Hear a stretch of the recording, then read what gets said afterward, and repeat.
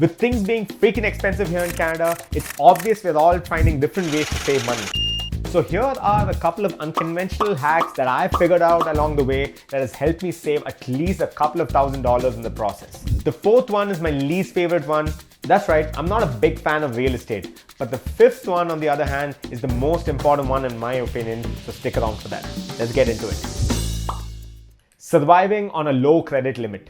All immigrants face this challenge when they move here, where they're offered a meager credit card limit of around $1,000 or so to get started. And so people either tend to use a lot more of their debit card, or they very scarcely use their credit card to not cross the limit and keep their utilization low to improve their credit score. And people should be careful with requesting for an increase in the credit card limit because that could negatively impact your credit score. So what other option do you have? Well, the best solution I figured out is to simply transfer money into your credit card and use it as required to solve both the problems here. For instance, two of the cards I own have a very low credit card limit of about $1,000 and $1,500 respectively, and so I keep a close eye on how much of my limit has been utilized and then accordingly replenish it with transfers from my bank account as and when required. Now you might be wondering, why would anyone do this? You might as well just use your debit card directly then, right? Well, this goes back to what I mentioned in one of my previous videos about the benefits of using your credit card.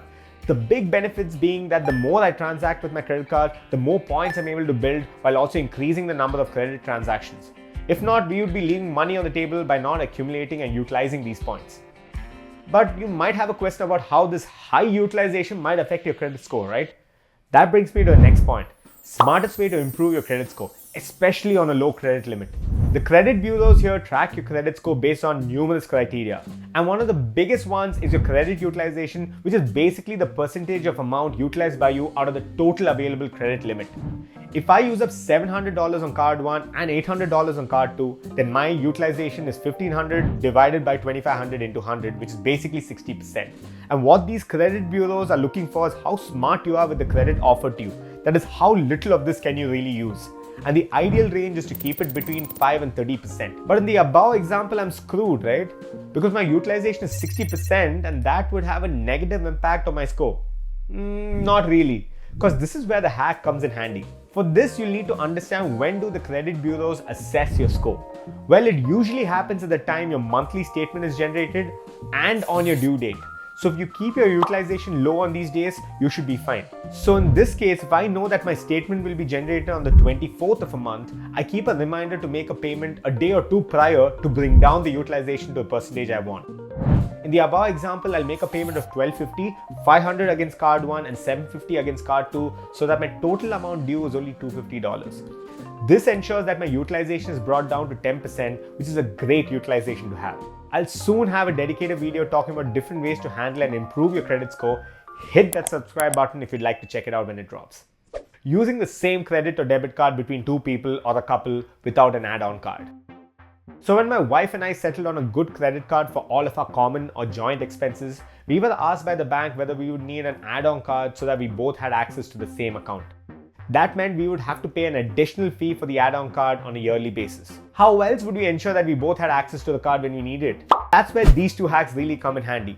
The first hack is for one person to use the physical card while the other person can use the digital version of the card on the Apple Wallet or Google Wallet. Simple and straightforward. Or in our case, since we both love using our Apple Wallets everywhere, I simply had the card added to both of our Apple Wallets. This might seem straightforward, but there's a catch here because credit cards are usually tied to one person, meaning this card would only be available on the primary person's profile.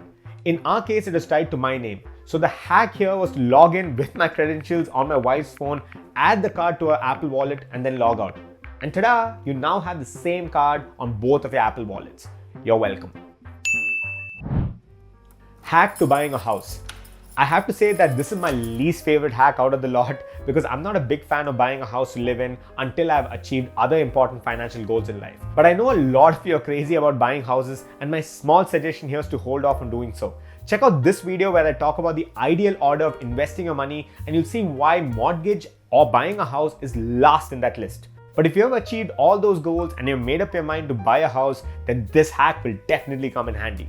The concept is to utilize your FHSA, your first home savings account, and your first home buyer's plan from your RSP together to cover the down payment of the house.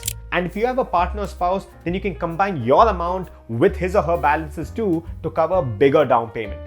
If you're unsure of what an FHSA or the first home buyer's plan are, then I would recommend checking out this video here for more details. But long story short, you can basically withdraw your FHSA and a portion of your RRSP completely tax-free. And if you're smart with it, then you can opt for an even bigger house and easily cover the down payment across these two accounts or between you and your partner's accounts. By the way, here are 2 bonus hacks that could potentially help you too. Since both of the withdrawals I mentioned earlier have to be for your first home, but if you're not keen on moving into the house and making it your primary residence for the long run, then there's a hack or a way around this, but it's an inconvenient one though. You could move into the house for the first year and then move out. I've heard of a couple of cases where people have done this just to utilize the amount in their accounts tax-free. It might be a little inconvenient, but definitely doable. Another bonus hack is to opt for duplex, triplex or quadplex or multiplex or whatever it's called so that you get numerous units within the same home. That way you can rent out a good portion of the home and easily cover the mortgage in the process. Again, just saying, I'm not a big fan of jumping right into buying a house. Think it through because it's going to be one of the biggest investments or mistake you could potentially make.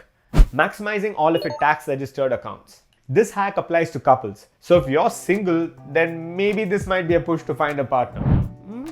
No?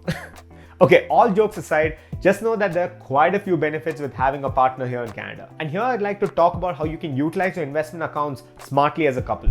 With all the registered tax benefit accounts like TFSA, RSP, FHSA, etc., I'm sure you're aware that there's a limit you can contribute to these accounts. And after you're done maximizing these out, the only option you have left is to move on to a non-registered account which does not have any limits but you're taxed on all of the gains made in this account. So one option you have is to also maximize your partner's tax registered accounts before you move on to a non-registered one. It may not apply to all couples, but it certainly does help in our case. You see, my wife has an education loan that she's currently paying off and she doesn't have the liquidity to invest on her own. So what we settled on is to use her accounts as an investment tool for our collective savings or investments. So that way we save on a ton of taxes as well as receive yearly deductions towards our tax. And once we're done with maximizing these is when we would move on to non-registered accounts. Here's a couple more video recommendations in the finance space that'll help you build wealth in Canada. Thanks for watching and I'll see you in one of these videos.